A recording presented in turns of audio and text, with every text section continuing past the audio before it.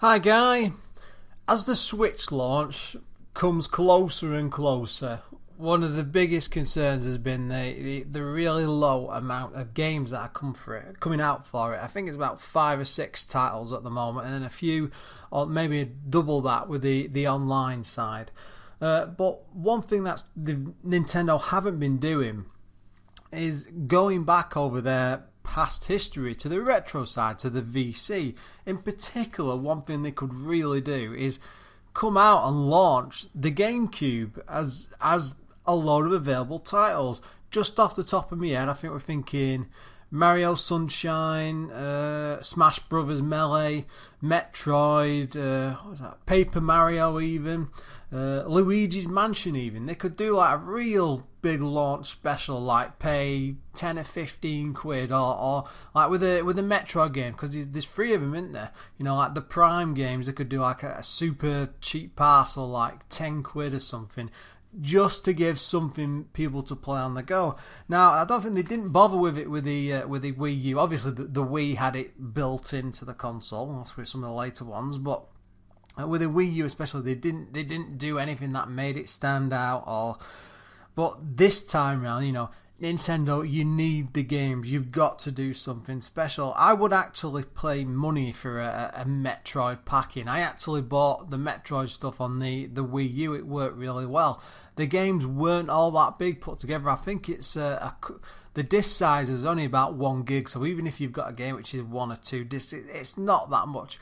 Even for people just using the pack-in 32 gig, you could buy 1 or 2 of the main launch games, then a load of the downloadable titles if you wanted, running from the downloadable cards.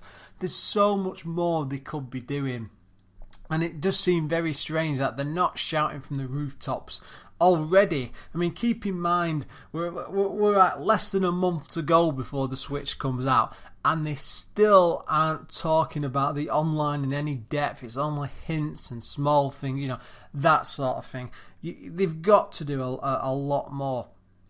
I mean, in particular, when the Wii VC first launched, they were doing all these really super duper, like Japanese style weekends, or they'd pick a theme, and this is how crazy it is. Nintendo's got such an amazing back catalogue. They don't even have to rely on third parties at this point. You know, you could get people to pay like 5, 10, 15 quid, and with each one you could have like a small collection of NES games, SNES games, N64, I say Gamecube. I mean, I'm not sure how doable it is, but I bet you any money that Wii emulation could be done. The fact that the new Zelda game, which is a Wii U game which is being ported over, can pretty much run on the Switch with a few bits tweaked here and there. They could quite easily do something like a Wii U Classic Special. Maybe I'm jumping ahead of myself, but I'm just trying to come up with ways for Nintendo to give us more games for this launch. I mean, there is a lot of excitement about the fact they're using SD cards. I mean, it's a very, very silly decision just to include a 32 gig one, because you'll have a lot of people getting really, really excited, wanting straight away to play all these different games and stuff, blah, blah, blah, blah, blah. But then they're going to have to either go and track down another SD card. I mean, it should have been like 128 gig as standard right from the off, which is pretty much, even that's not, you know, it's not big enough. You get like your PS4 or your Xbox One, and it's got half a terabyte in, you know, and people grumble, and it's like, oh yeah, you can pick up the extra cards and stuff, and it's a few extra kids, but it's the fact that I'm already spending like almost $300 on this bloody system, and then I get all these extra remotes, and the cost of the games at 50, 60 for Zelda, just as an example, and then we've got to fork out even more cash. I mean, it's turned from this like $250, $300 system,